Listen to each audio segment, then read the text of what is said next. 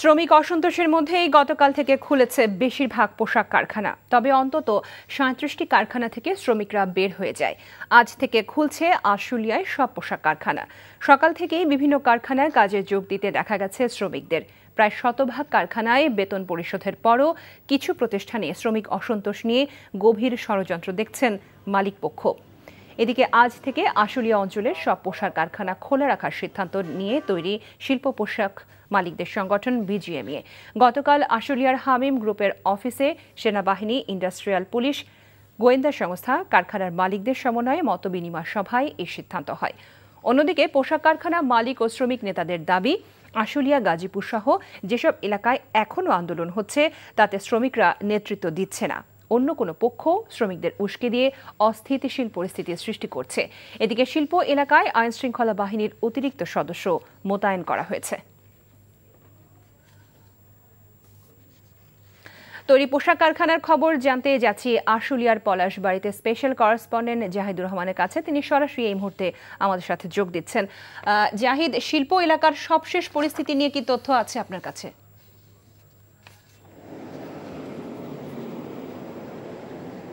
লোপা, সবশেষ তথ্যের কথা যদি বলতে হয় তাহলে আশুলিয়ার বৃহৎ 4টি শিল্প প্রতিষ্ঠান, প্রথমে বলা যায় হামিম গ্রুপের কথা, নেক্সট জেনারেশন, নেক্সট আল মুসলিম সহ বৃহৎ নিউ এজ, এই 4টা প্রতিষ্ঠানের শ্রমিকরা আজকে কাজে ঢুকেছেন। তারা নিয়মিত হাজিরা দেওয়ার পরে এই মুহূর্তে তারা কাজ বন্ধ রেখে কারখানার অভ্যন্তরে বিক্ষোভ করছেন। এবং শিল্প পুলিশের শঙ্কা হলো যে এই বিক্ষোভটা শ্রমিকরা যদি কারখানার ভেতরে থেকে অপ্রীতিকর কোনো ঘটনা ঘটে তাহলে কারখানা ক্ষতিগ্রস্ত হবে। আর এরা বাইরে এসে যদি অন্য অন্য আশেপাশের কারখানায় ঢিল ছড়ে কিংবা তাদেরকে আহ্বান জানায় তাহলে সেসব কারখানাগুলোতেও ছুটি দিতে বাধ্য হবে সেসব কারখানার কর্তৃপক্ষ, যার রেস্টটা পড়বে পুরো শিল্পাঞ্চলে। তো সেই সব বিষয়ে আইনশৃঙ্খলা রক্ষাকারী বাহিনীর সদস্যরা অত্যন্ত কঠোর এবং সতর্ক অবস্থানে আছেন।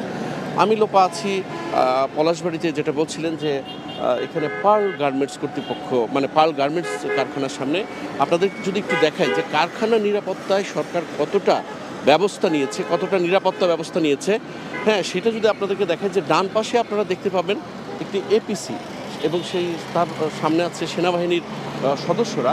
আবার আমার বাম পাশেও এরকম আরেকটা এপিসি আছে, র্যাবের গাড়ি আছে, সেনাবাহিনীর 8-10টা গাড়ি আছে।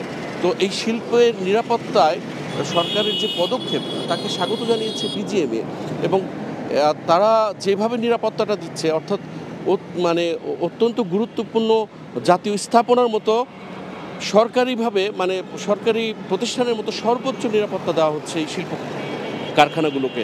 তো লোপা, এই ছিল এখানকার সর্বশেষ। জানছিলাম পোশাক কারখানার খবর।